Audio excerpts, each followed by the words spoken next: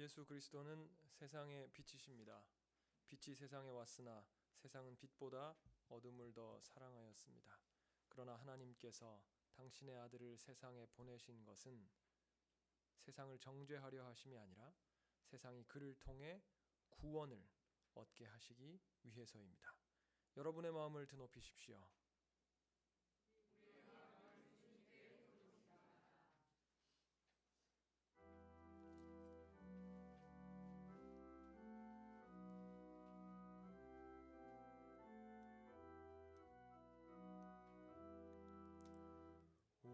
오소서 성령이여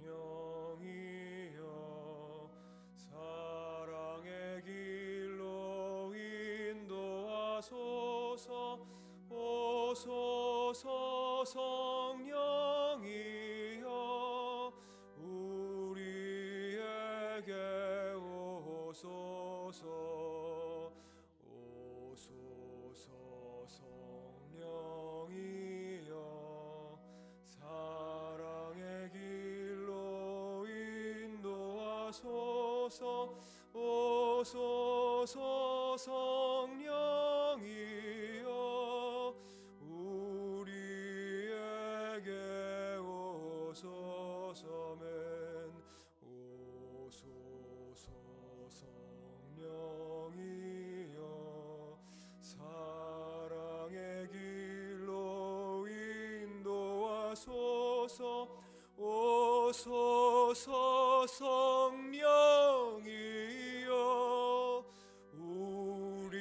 우리에게 오소서.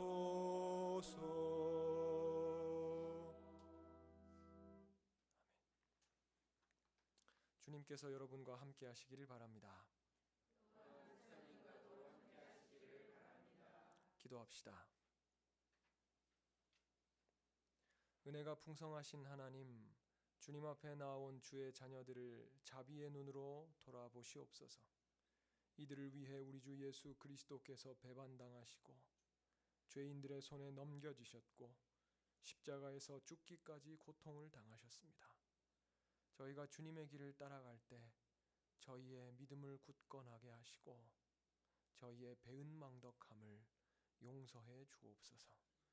사람들을 사랑하여 사람이 되신 예수님의 이름으로 기도드리옵나이다. 아멘. 하나님 말씀 마태복음 16장 24절의 말씀입니다.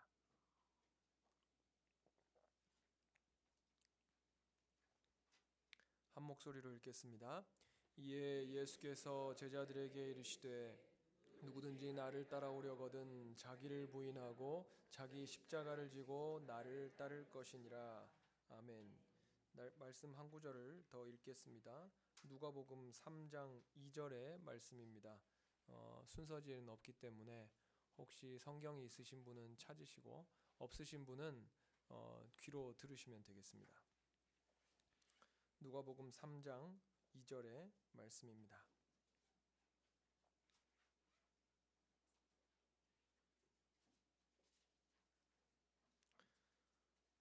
누가복음 3장 2절의 말씀을 봉독합니다. 안나스와 가야바가 대제사장으로 있을 때에 하나님의 말씀이 빈들에서 사가랴의 아들 요한에게 임한지라. 아멘. 오늘 읽은 이 마태복음 16장의 말씀은 이렇게 이야기하죠. 누구든지 나를 따라오려거든. 이 누구든지라는 말은 anyone입니다. anyone. 누구나, 남자나 여자나, 나이가 많은 사람이나 나이가 어린 사람이나, 물질이 많은 사람이나 물질이 적은 사람이나, 성격이 날 때부터 좋은 사람이나 성격이 그렇지 않은 사람이나, 건강한 사람이나 연약한 사람이나 혹은 병이 있는 사람이나 누구나 그런 말입니다. 그런데 또 이 말은 누구에게나 적용되는 것은 아닙니다. 예수를 따르고 싶은 사람, 정말 따르려는 사람, 정말 예수를 따르고 싶은 사람을 말하는 거예요. 그러니까 복음은 한 가지를 묻는 거예요. 딱 한 가지. 네가 정말 나를 따르려느냐? 네가 정말 나를 따르고 싶느냐? 누구인지 묻지 않고 따르려는가 묻는 거예요. 그 마음이 다예요. 그 열망이 다입니다. 그 마음과 그 열망을 보시고 주님이 제자를 삼으시는 거예요. 근데 그렇게 따르기를 원하는 사람에게 이것을 말씀하세요. 따르려는 사람이 하는 일이 한 가지가 있습니다. 이게 하나님 나라 일이죠. 우리는 직업을 가지고 이런 일을 하고 저런 일을 하고 내 손으로 이 일 저 일을 한다고 생각하지만 사실 그 모든 일 속에서 해야 되는 일은 이거 하나예요. 우리가 무엇을 하든지 이거 하나를 해야 된다고 말씀하시는 거예요. 그 일은 무엇입니까? 누구든지 나를 따르려거든 자기를 부인하고 자기 십자가를 지고 나를 따르라. 우리는 이 일 저 일을 하고 이 나이 때 저 나이 때를 살아가고 이 건강 저 건강에 처해서 살아가지만 우리는 이 일 하나를 해야 되는 것입니다. 그럼 어떻게 그리스도를 따를 수 있는가? 다른 사람은 그냥 뭐 다 괜찮은데 나를 따르기를 원한다면 나를 따라오는 사람은 그는 자기를 부인해야 된다. 자기 십자가를 지고. 주님 그렇게 말씀하시는 것이죠. 자기를 부인한다 그랬는데 그러면 여기서 부인해야 할 자기는 누구입니까? 그건 내 이름입니까? 그건 내 몸입니까?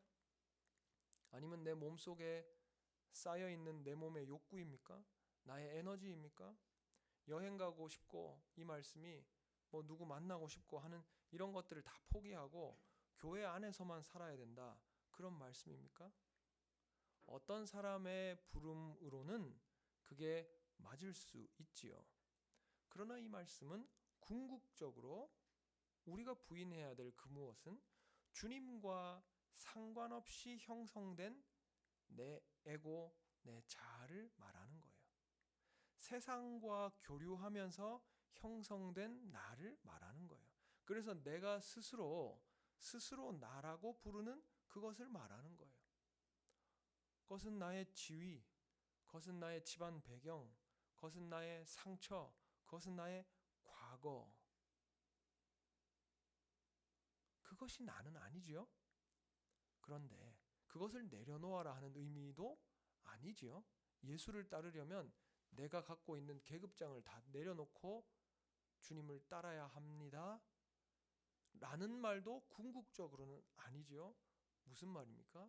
그 계급장의 문제가 아니라 그 계급장과 그 상처와 그 과거와 그 지위와 그 교육과 그 집안과 그 상처와 그것과 연관되어 응집되어진 나.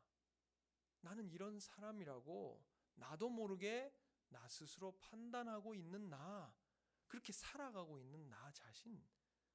그걸 말하는 거예요. 예수 없이 형성된 자기.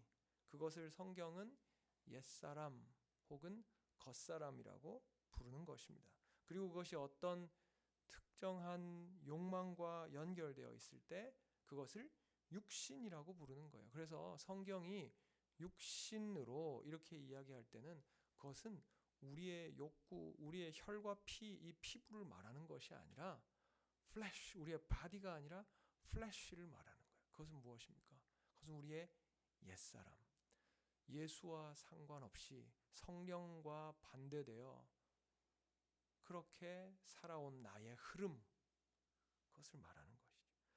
그러므로 영적인 삶을 산다는 것은 그 육신적 삶의 반대 방향으로 살아본다는 것을 말하지요. 그러니 영적으로 산다는 것은 삶의 방향이에요. 그 사람의 형성을 말하는 거예요. 예수 없이 형성된 이 에고는 살았으나 의미 없이 지속되는 육신적 삶, 옛사람의 길을 말하는 것입니다. 성경은 이러한 삶을 대하여 살았으나 죽은 삶이다. 그렇게 평가하죠. 마태복음 8장 21절 22절 제자 중 한 사람이 이르되 주여 내가 먼저 가서 내 아버지를 장사하게 허락하옵소서. 예수께서 이르시되 죽은 자들이 그들의 죽은 자를 장사하게 하고 너는 나를 따르라. 죽은 자들로 죽은 이를 장사 지내게 해라. 이 말씀은 무슨 말씀입니까? 아버지 장례를 사역하기 때문에 치르지 말고 복음 사역을 지속해라. 그런 말씀입니까? 이 말씀은 불효자가 되어라. 세상의 그 어떤 것에도 구속되지 말고 무조건 복음에 무엇을 하여라. 그런 말씀이 아니라 죽은 것인데 의미가 없는 것인데 계속 살아 움직이는 그 거짓자로 살고 있는 삶의 방식을 내려놓아라 하는 거예요. 왜요? 그것은 궁극적으로 나와 상관이 있는 것이 아니기 때문에 그런 거예요. 죽은 자들로 죽은 자의 일을 하게 하고 너는 나를 따르라. 영의 길을 말하는 것이죠. 우리는 고난주간 성목요일을 지나고 있습니다. 순환은 이 거짓자의 방식을 내려놓는 것이 순환이에요. 죽음은 이 거짓자에 대해서 죽는 것이 우리의 십자가인 것입니다. 우리는 그래서 각자 형성된 만큼 내 몫의 태인, 각자의 몫의 십자가를 지고 가는 것이죠. 그러면 이 내려놓음은 어디에서 이루어지는가? 이 에고 내려놓음은 어디에서 이루어지는가? 우리는 어디에서 거짓자에 대해서 죽고 참된 나로 살아갈 수 있는가? 오늘 누가복음 3장 2절은 말하죠. 안나스와 가야바가 대제사장으로 있을 때에 하나님의 말씀이 빈들에서 사가랴의 아들 요한에게 임한지라. 아멘. 거짓자가 힘을 잃고 약해지는 곳은 빈들이에요. wilderness, 광야예요. 예수 없이 형성된 자, 그 생각틀, 그 아집과 고집을 나라고 하는 것을 내려놓는 것은 이 빈들 경험, 이 광야 경험을 통해서 이루어지는 거예요. 모세, 다윗, 요셉 이름만 들어도 가슴이 뛰는 이 주의 종들, 이 주의 선지자들의 영은 전부 광야에서, 전부 빈들에서 형성된 것입니다. 주님이 거기서 만드신 거예요. 오늘 예수님 오시는 길을 예비하는 요한이 자기를 가리켜 뭐라고 이야기합니까? 이사야서를 들어서 광야에 외치는 자의 소리, 광야에 외치는 자의 소리. 이 세례 요한도 오늘 빈들에서 길러진 것이죠. 우리 예수님도 빈들 같은 곳, 그 천대받는 나사렛에서 자라셨고 인간의 배신과 멸시와 폭력과 죽음이라는 극한적인 그 빈들을 자기 몸으로 경험하시죠. 그러나 궁극적 빈들은 무엇입니까? 외적인 환경입니까? 그것은 비워진 내 마음이에요. 에고가 내려놓아진 그 마음 자체가 빈들인 것입니다. 비워졌는데 아직 그가 오시지 않은 곳, 그래서 기다려야 하는 곳, 기다리다가 기다리지 못해서 나만의 금송아지를 만들어내려고 기웃기웃하게 되는 곳, 그 마음 상태. 기도하려고 앉았는데, 빈들이 되어 앉았는데 견디지 못해서 다른 미디어를 틀려고 하는 그 순간의 마음들, 지금 예를 드리는 거예요. 그 비워진 마음 자체, 그곳이 순환이고 그곳이 우리의 실존적 십자가죠. 그러나 성경은 이 빈들에서 멈추지 않습니다. 우리를 빈들로 내버려 두시지 않으세요. 오늘 말씀은 말하죠. 그 빈들에서 하나님의 말씀이 임하니라. 영어 성경에 보니까 The word of God came to John. 하나님의 말씀이 in the wilderness, 빈들에서 요한에게 왔다. 우리의 생각 틀이 놓여지고 풀려진 그곳에서 비로소 말씀이 그 위대한 모습을 드러내요. 그 아름다운 본체를 드러냅니다. 드러내지 않다가, 드러나실 수 없다가, 거기서 이렇게 주님이 드러나시는 거예요. 지금껏 예수를 믿어왔는데 인생의 전환기에서 다른 부름이 느껴지지 않아서 멈추어 버린 것 같은, 더 이상의 은혜를 기대할 수 없는 것 같은 그 순간에서 주님의 부름이 다시 느껴지기 시작하는 것입니다. 사실 주님은 늘 거기 계셨는데, 늘 부르고 계셨는데 내가 못 들은 거예요. 왜요? 내 생각이 잡혀 있으니까, 거기에 몰두해 있으니까. 아버지가 아무리 불러도 얘야 밥 먹어라, 내가 이만큼 차려놓았다, 거기서 혼자 뭘 이렇게 해가지고 그렇게 조금씩 불쌍하게 그러지 말고, 여기 내가 다 차려놓았다, 여기 내가 잔치를 열어놓았다, 얘 여기 나오라고, 여기 나오라고 말씀하시는 그 다음 단계의 음성이, 그 다음 단계로 우리의 인생을 이끌어 가시는 이 중년의, 이 노년의 다음 단계의 삶으로, 다음 단계의 자유로, 새로운 사랑으로 더 이상 빈들로 두시지 않고 살게 하시려는 아버지의 사랑의 음성이 매일 우리 귀에 있는데 우리는 못 듣는 거예요. 내 생각에 몰두해서요. 깨어지지 않는 자아가 하나님의 말씀을 못 들어오게 막는 것입니다. 근데 주님은 머리채 붙잡고 문을 강제로 열지 않으세요.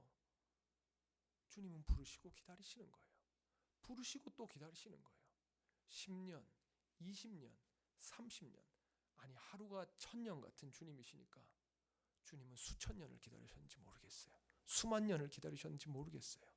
무엇으로요? 사랑으로요. 사랑으로 부르셨고, 사랑으로 기다리시고, 사랑으로 강제로 열지 않으시고, 사랑으로 그 음식 다 식으면 다시 다 내서 설거지하고, 다시 다 음식을 해서 사랑으로 다시 매일매일 밥상을 차려놓는 거예요. 우리는 듣지 못하죠. 주님은 늘 거기 계셨는데, 다 준비하고 계셨는데, 내 생각 수준의 견고한 거짓 자아가 거치고 나니까 비로소 주님의 선하신 부름이 느껴지기 시작하는 것이죠. 세례 요한은 말씀을 듣는 사람의 마음의 상징인지 모르겠어요. 우리의 마음의 빈들에서, 풍족한 곳 아니라 빈들에서 세례 요한이 다시 살아 움직이는 거예요. 빈들에서 하나님의 말씀이 그에게 오셨다. 그리고 그는 나가서 주님의 길을 예배하죠. 살아내죠. 오늘 고난주간 성목요일을 지나면서 주님의 초청은 이것입니다. 기꺼이 비우라. 기꺼이 비우라. 그렇게 자기를 내려놓고 거짓 자를 내려놓는 곳에 하나님의 말씀이 들릴 것입니다. 그분의 부름이 보일 것입니다. 그가 나를 정말로 사랑한다는 것이 다시 느껴질 것입니다. 새롭게 느껴질 것입니다. 아버지가 나를 사랑한다. 빈들이 된 내 마음에 참된 행복과 참다운 사랑과 이전에 경험하지 못했던 수준의 자유가 몽골몽골 처음엔 작은 구름처럼 떠오르는 것을 경험하게 될 것입니다. 그럼 이게 뭐야? 그러겠죠. 이게 뭐야? 점점 익숙해지겠죠. 그리고 그 구름이 모여서 비가 되고 다시 쩍쩍 갈라진 내 마음에, 흉년든 내 마음에 하나님의 비가 쏟아지는 것을 경험하게 되겠지요. 이것이 부활 생명이죠. 우울한 사람은 그 우울을 내려놓고 기쁨으로 나아오십시오. 익숙한 그 우울이라는 나를 내려놓는 것, 그것은 나에게 순환이 될 것이나 그 거짓 자아가 깨어지는 곳에 예수가 열어가시는 놀라운 자유와 구원을 경험하게 될 것입니다. 요한복음 11장에 나사로 이야기가 나오죠. 여러분 잘 아실 것입니다. 예수님을 불러서 갔는데 벌써 나사로가 죽어서 며칠이 지났습니다. 막 냄새가 나고 그래요. 예수님이 그 앞에서 우시죠. 그래서 주님이 무덤 앞에 가셔서 우시고 나사로야 나오라 그렇게 부르세요. 그리고 나사로가 살아서 동굴 밖으로 나옵니다. 나사로가 딱 나왔는데 그 사람이 나사로가 죽었으니까 어떻게 돼 있었겠어요? 수족을 배로 동였다. 성경에 그렇게 나오고 수족을 배로 이렇게 딱 동이고 수건으로 얼굴을 덮었다. 얼굴이 쌓였다. 그랬습니다. 근데 그 순간에 나온 그는 살아 있습니까? 죽었습니까? 살았죠. 주님이 부르셔서 나왔으니까 나사로는 산 거예요. 근데 주님이 뭐라고 하시는가? 요한복음 11장 44절 풀어놓아 다니게 하라. 나사로는 살아서 나왔지만 수족이 죽은 자의 사슬에, 죽은 자의 습관에, 옛 에고의 생각에 딱 묶여 있어가지고 살았지만 자유롭지 못한 거예요. 그래서 주님이 풀어놓아 자유롭게 다니게 하라 말씀하시는 것입니다. 예수 믿는 우리에게 이미 부활 생명이 있는 것입니다. 우리가 우리의 에고를 내려놓을 때 우리는 마치 그것이 수십 년 된 나의 자아이기 때문에 자기를 잃는 것처럼 느껴지겠지만 오히려 어때요? 그것이 참된 나로 살아갈 수 있는, 예수의 부름에 살아갈 수 있는 유일한 길이에요. 우리는 죽지 않고 오히려 펄펄 살아서 주님이 주시는 구원의 활기와 생명력을 경험하게 될 것입니다. 오늘 온전한 빈들이 되어서 거기에 그곳에 말씀으로 자기를 드러내시는 예수를 맞이하고 예수를 누리는 가장 복된 은총이 오늘 성목요일에 저와 여러분에게 있기를 주님의 이름으로 축원합니다. 함께 받은 말씀 제가 다시 한 번 더 읽어드리겠습니다. 그 말씀과 우리 모든 주님 주신 것들을 묵상하며 잠깐 머물겠습니다. 이에 예수께서 제자들에게 이르시되 누구든지 나를 따라오려거든 자기를 부인하고 자기 십자가를 지고 나를 따를 것이니라. 안나스와 가야바가 대제사장으로 있을 때에 하나님의 말씀이 빈들에서 사가랴의 아들 요한에게 임하니라. 아멘.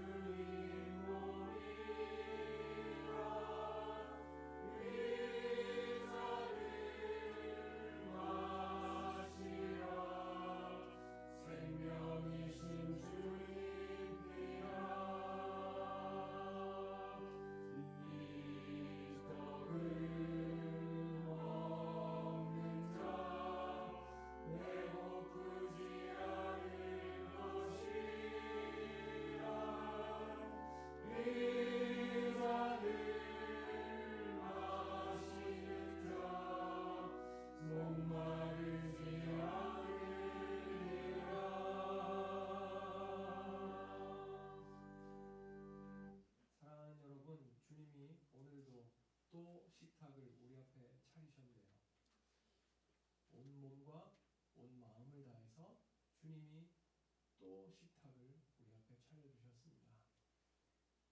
그냥 옆집에서 어디 동네에 나가서 외식하라고 돈 주신 거 아니고, 그냥 어디서 레시피 보고 그냥 차려준 거 아니고 몸을 내어주셨습니다. 자기의 모든 것을 내어서 오늘도 온 힘으로 우리 앞에 식탁을 차려주셨습니다. 우리가 그 사랑을 알아들을 수 있을까요? 알아들으려는 마음을 믿음이라고 하죠. 믿음으로 이 성찬을 받을 때 이 성찬이 우리 속에 들어가 하나님의 사랑과 구원과 능력이 된다고, 그렇게 복음은 우리 가운데 가르치죠. 오늘 우리가 성찬을 받을 때에 믿음으로 받기를 바랍니다. 그리고 기도하는 마음으로 받기를 바랍니다. 성찬을 세례 아직 준비 중이어서 성찬을 오늘 받을 수 함께 성찬을 받지 못하는 분들도 나오시면 똑같은 마음으로 제가 축복하도록 하겠습니다. 그러면 우리가 한 마음으로 주님의 성찬을 나누게 될 것입니다. 저는 지지난주에도 이 성찬을 믿음으로 받고 그의 몸에 병이 나아서 주님께 영광을 돌리고 있는 한 성도의 이야기를 들었습니다. 어떤 이는 마음의 즐거움이 회복되었다고 그랬습니다. 기적을 이야기하는 것이 아니라, 기적의 메인 마음을 이야기하는 것이 아니라 성찬을 받는 우리의 마음과 우리에게 모든 것을 내어주시는 주님의 사랑을 말하는 것이죠. 오늘 우리가 믿음과 그리고 주님을 향한 놀라운 열망을 가지고 이 성찬을 함께 먹고 마시게 되기를 바랍니다. 주 예수께서 잡히시던 날 밤에 떡을 가지사 축사하시고 떼어 제자들에게 주시며 이르시되 받아 먹으라. 이것은 너희를 위한 내 몸이니 이것을 행하여 먹을 때마다 나를 기념하라 하셨습니다. 또 식후에 잔을 가지사 감사하기도 하시고 부어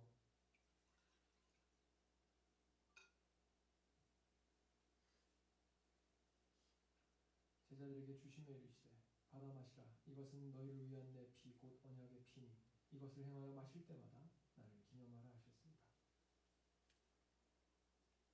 너희가 이 떡을 먹으며 이 잔을 마실 때마다 주의 죽으심과 부활하심을 그가 다시 오실 때까지 전할 것이라고 말씀하셨습니다. 기도합시다. 자비로우신 주님, 이 떡과 이 잔에 주의 성령으로 임재하여 주시옵소서. 그래서 주님을 사모하는 마음으로, 아버지여 누추하지만 아버지여 자격 없지만 주여 주님을 갈망하오니 하나님 내 삶에 오시옵소서. 오셔서 나를 도와주십시오. 오셔서 나를 다시 일으켜 주십시오. 하나님, 나는 헐벗었습니다. 하나님, 나는 가난합니다. 하나님, 부유한 자 같으나 가진 것이 없어서 주님을 갈망하오니 하나님, 가난한 내 마음 가운데, 비워진 내 마음 가운데 주여 오시옵소서. 주님을 갈망합니다.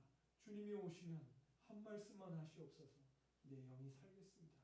그러한 마음으로 주님을 믿음으로 바라보며 나아가는 하나님, 우리의 열망을 가지고 나아가는 하나님, 우리 모든 주의 성찬을 받는 주의 자녀들마다 하나님이여 주께서 주신 은총과 사랑이 그리고 그 평강과 하나님 놀라운 복이 임하도록 주여 역사하여 주옵소서. 예수 그리스도의 이름으로 기도합니다. 아멘. 이제 평화 인사를 나누겠습니다. 주님의 평화가 여러분과 함께 하시길 빕니다. 주님의 평화가 목사님과 함께 하시기를 빕니다. 이제 일어나셔서 여기에 계신 분들과 함께 평화 인사를 나누겠습니다. 우리 여기 오신 분들, 처음 뵌 분들이 많이 있지만 우리 다 주 안에서 한 형제, 한 자매입니다. 그래서 옆 사람과 함께 평화 인사를 저와 여러분이 나눈 것처럼 이렇게 나누시고, 이성끼리는 악수하시고 또 같은 동성끼리는 또 이렇게 포옹해 주시고 그렇게 평화 인사를 나누시기 바랍니다. 또 여기 오신 분들 중에는 한 집에 사시는 분도 있습니다. 그런 분들은 특별히 허하노라 서로 또 안으시고 축복해 주시기 바랍니다. 평화 인사를 나누십시오.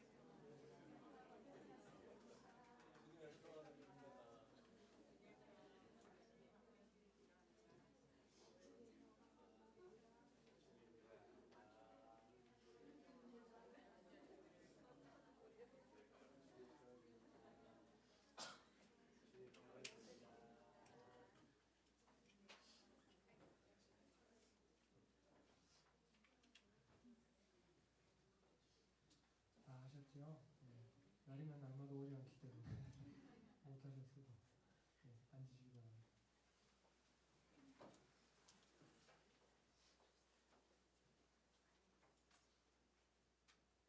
이 떡은 모든 믿는 이들에게 생명을 주시는 구원의 한정입니다.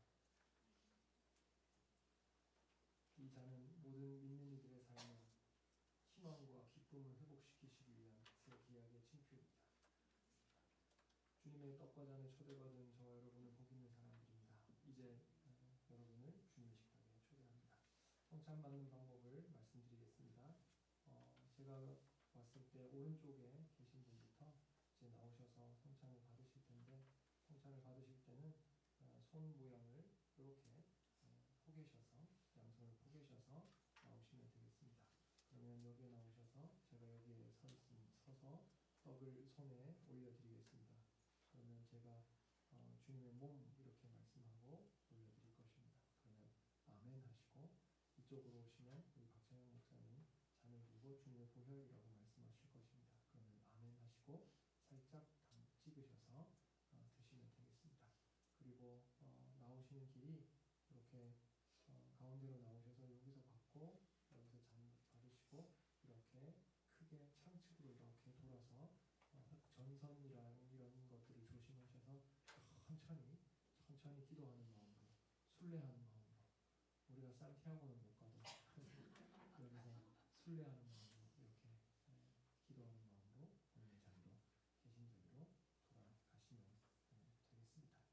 기도하는 마음으로 받으시고 또 받으신 후에도 기도하시면 되겠습니다.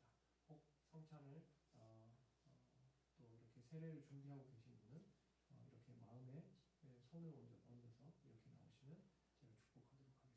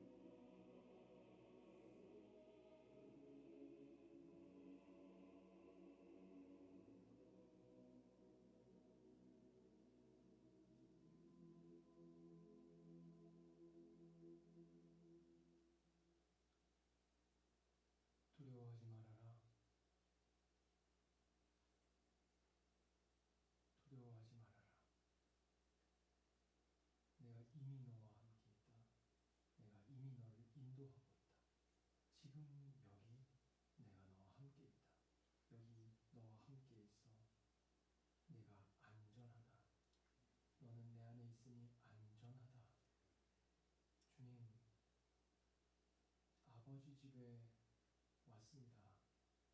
마음을 놓게 해주십시오. 다 놓게 해주십시오. 주님이 이미 다 아십니다. 주님이 이미 인도하고 계십니다. 우리는 주님 안에 있습니다. 우리는 주님 안에서 안전합니다. 우리는 주님 안에 사랑받고 있습니다. 어떤 누구도 어떤 그 경험도 우리를 찌르지 못하고 정죄하지 못하고 판단하지 못합니다. 아버지의 집안에 있으니 주여 다 내려놓는 은혜를 허락하여 주옵소서. 하나님 다 내려놓고 빈들에서 다 풀어진 그곳에서 내 보따리가 다 내려놓아진 그곳에서 오시는 하나님의 말씀을 받기를 원합니다. 하나님, 그 말씀이 우리를 자유롭게 합니다. 그 말씀이 우리를 살립니다. 하나님, 그 말씀이 우리를 행복하게 합니다. 기쁘게 합니다. 우리 안에 기쁨의 샘이 다시 회복되게 하여 주옵소서. 행복의 근원이, 행복의 샘이 다시 샘솟듯 솟아나게 하여 주옵소서. 하나님, 오늘 주님을 사모하는 마음으로 믿음으로 주의 성찬을 받은 사랑하는 주님의 아드님, 따님 위에 주여 축복하시고 주님 앞에서 주께서 주시는 놀라운 자유와 행복을 날마다 더 많이 경험하는 복된 주의 백성들이 되도록 은혜 베풀어 주옵소서. 예수 그리스도의 이름으로 기도합니다. 아멘.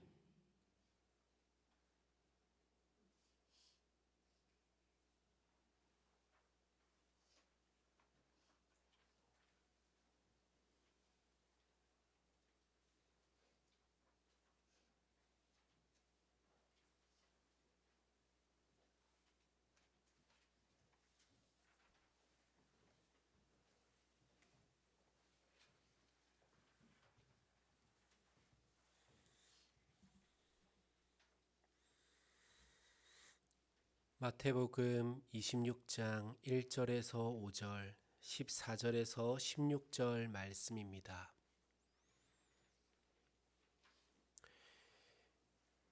예수께서 이 모든 말씀을 마치셨을 때에 자기 제자들에게 말씀하셨다. 너희가 아는 대로 이틀이 지나면 유월절인데 인자가 넘겨져서 십자가에 달릴 것이다. 그 즈음에 대제사장들과 백성의 장로들이 가야바라는 대제사장의 관저에 모여서 예수를 속임수로 잡아서 죽이려고 모의하였다. 그러나 그들은 백성 가운데서 소동이 일어날지도 모르니 명절에는 하지 맙시다 하고 말하였다. 그때 12 제자 가운데 하나인 가롯 사람 유다라는 자가 대제사장들에게 가서 이렇게 말하였다. 내가 예수를 여러분에게 넘겨주면 여러분은 내게 무엇을 주실 작정입니까? 그들은 유다에게 은돈 30잎을 셈하여 주었다. 그때부터 유다는 예수를 넘겨주려고 기회를 노리고 있었다.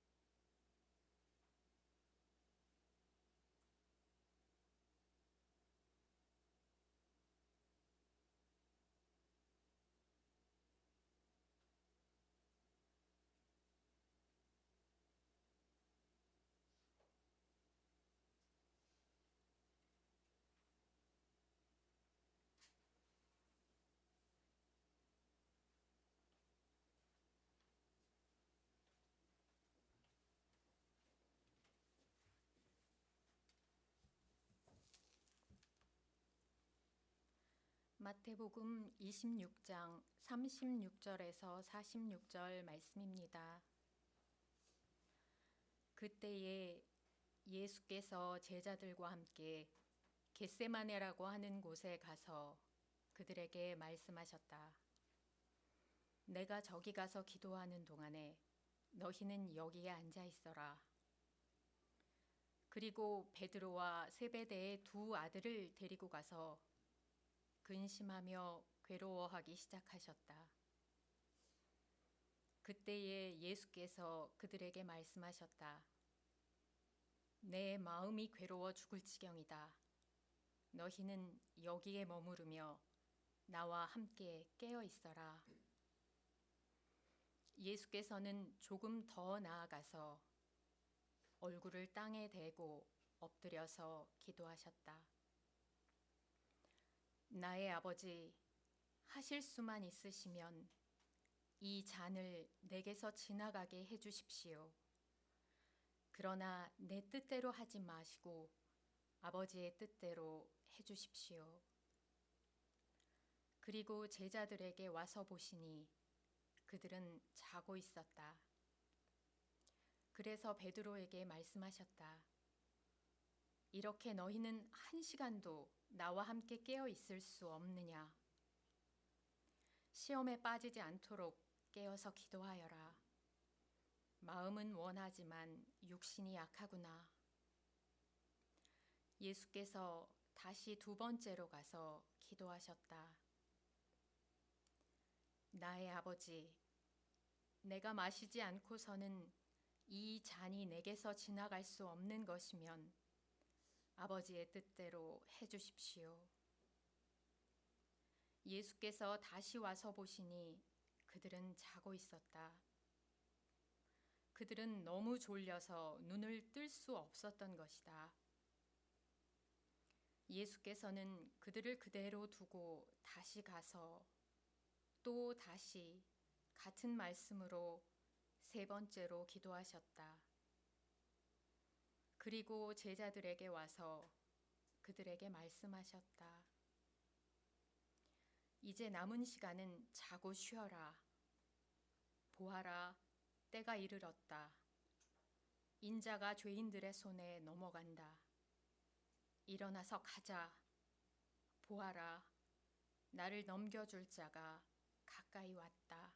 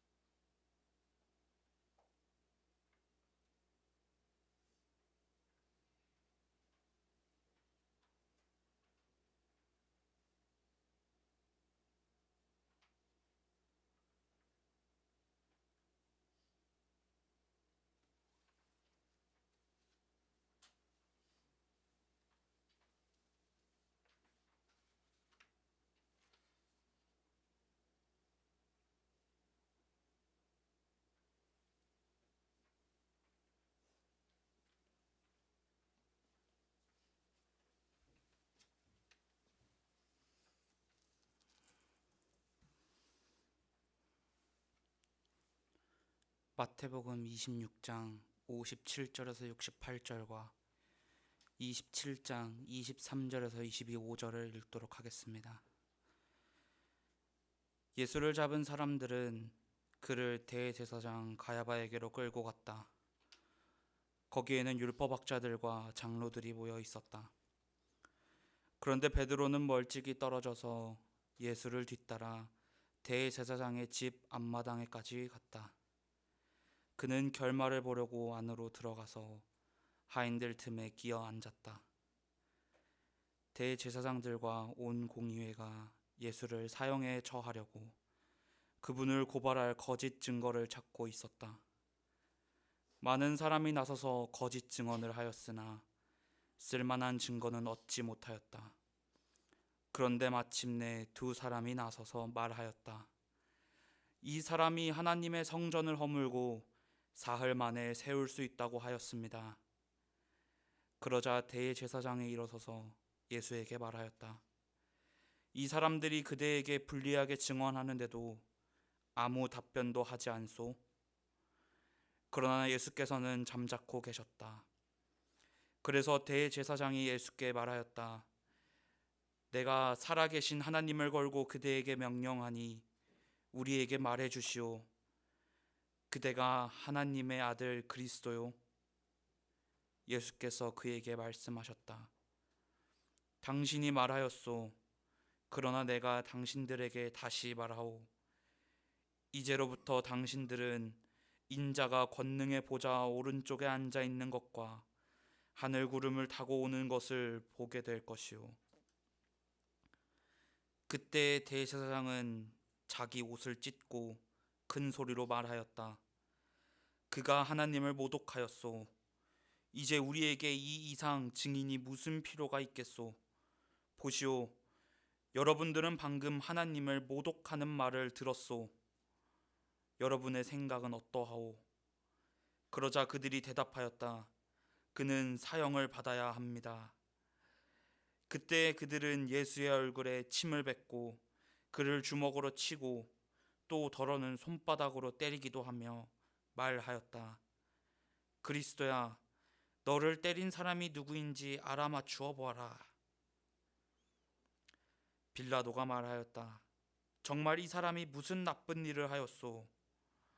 사람들이 더욱더 큰 소리로 외쳤다. 십자가에 못 박으시오.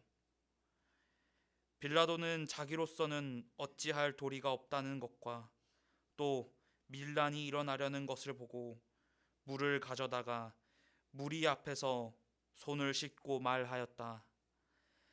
나는 이 사람의 피에 대하여 책임이 없으니 여러분이 알아서 하시오.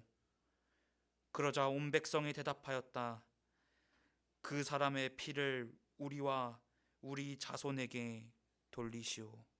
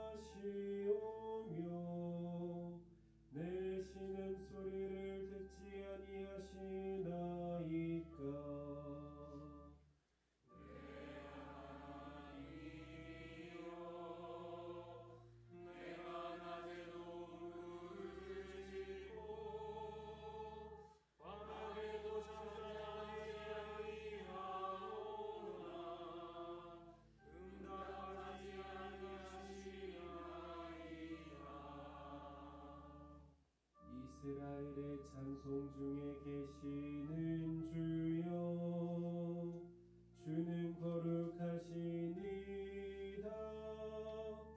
우리 조상들이 주께 의뢰하여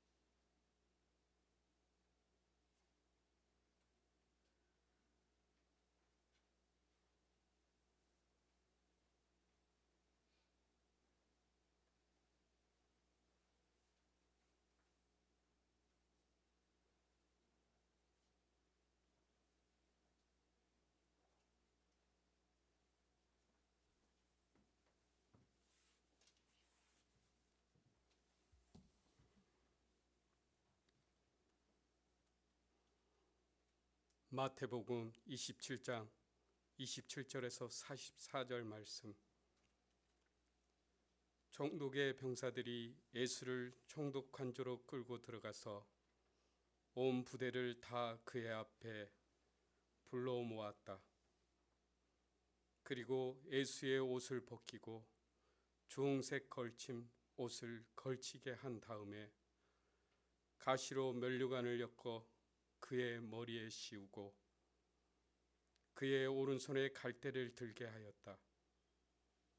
그리고 그분 앞에 무릎을 꿇고 유대인의 왕 만세 하고 말하면서 그를 희롱하였다. 또 그들은 그에게 침을 뱉고 갈대를 뺏어서 머리를 쳤다. 이렇게 희롱한 다음에 그들은 주홍색 옷을 벗기고 그의 옷을 도로 입혔다. 그리고 십자가에 못 박으려고 그를 끌고 나갔다. 그들은 나가다가 시온이라는 구레네 사람을 만나서 강제로 예수의 십자가를 지고 가게 하였다. 그들은 골고다 곧 해골곳이라는 곳에 이르러서 포도주의 쓸개를 타서 예수께 드려 마시게 하였으나 그는 그 맛을 보시고는 마시려고 하지 않으셨다. 그들은 예수를 십자가에 못 박고 나서 제비를 뽑아서 그의 옷을 나누어 가졌다. 그리고 거기에 앉아서 그를 지키고 있었다. 그리고 그의 머리 위에는 이 사람은 유대인의 왕 예수다 이렇게 쓴 제패를 붙였다. 그때 강도 두 사람이 예수와 함께 십자가에 못 박혔는데 하나는 그의 오른쪽에 하나는 그의 왼쪽에 달렸다. 지나가는 사람들이 머리를 흔들면서 예수를 모욕하여 말하였다. 성전을 허물고 사흘 만에 짓겠다는 사람아, 너는 하나님의 아들이거든 너나 구원하거라. 십자가에서 내려와 보아라. 그와 같이 대제사장들도 율법 학자들도 장로들과 함께 조롱하면서 말하였다. 그가 남은 구원하였으나 자기는 구원하지 못하였는가 보다. 그가 이스라엘 왕이시다. 지금 십자가에서 내려오실지라. 그러면 우리가 그를 믿을 텐데 그가 하나님을 의지하였으니 하나님이 원하시면 이제 그를 구원하실지라. 그가 말하기를 나는 하나님의 아들이다 하였으니 말이다. 함께 십자가에 달린 강도들도 마찬가지로 예수를 욕하였다.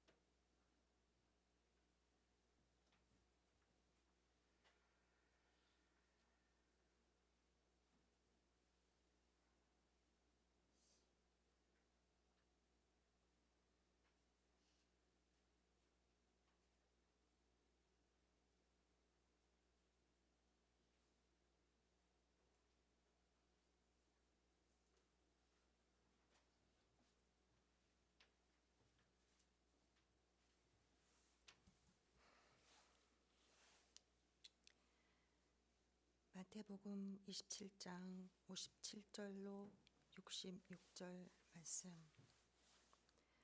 날이 저물었을 때 아리마대 출신으로 요셉이라고 하는 한 부자가 왔다. 그도 역시 예수의 제자이다. 이 사람이 빌라도에게 가서 예수의 시신을 내어달라고 청하니 빌라도가 내어주라고 명령하였다. 그래서 요셉은 예수의 시신을 가져다가 깨끗한 삼배로 싸서 바위를 뚫어서 만든 자기의 새 무덤에 모신 다음에 무덤 어귀에다가 큰 돌을 굴려놓고 갔다.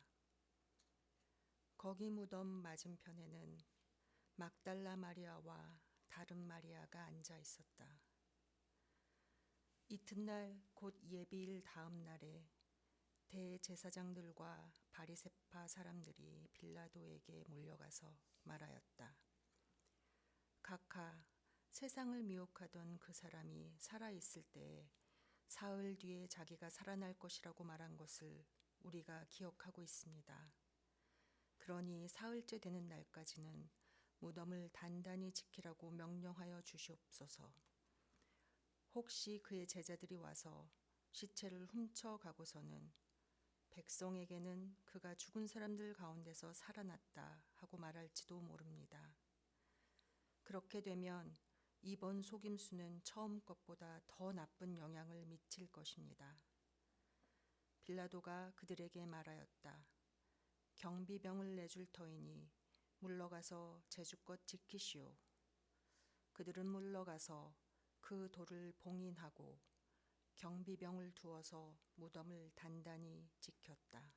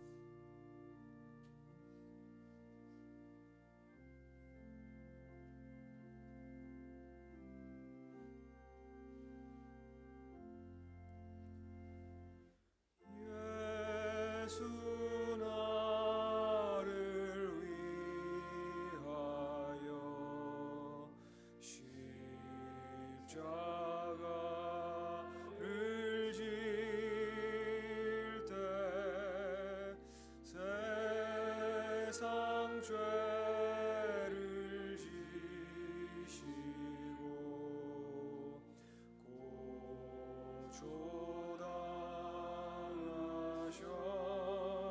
고초당하셨네.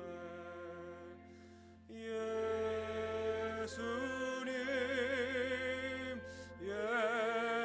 예수님 나의 죄 위하여 몸에 피를 흘리니 죄인 받으소서.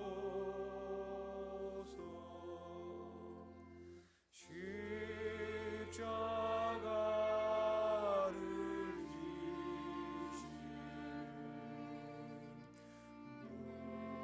무슨 죄가 있나. 저 무지한 사람들 메시아 죽였네.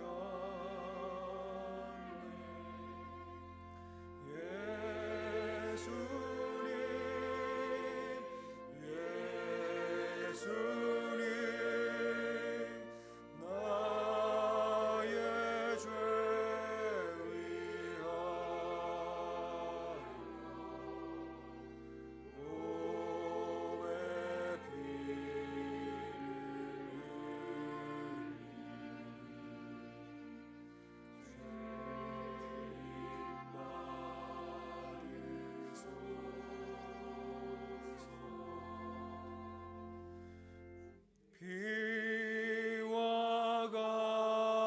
붉은 죄 없는 이가 없네. 십자가의 공로로 눈과 같이 되려면 예수님 예수님 나의 죄 위하여 보배 피를 흘리니 죄인 받으소서.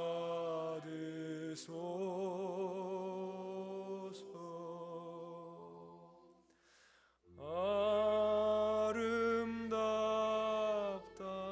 예수.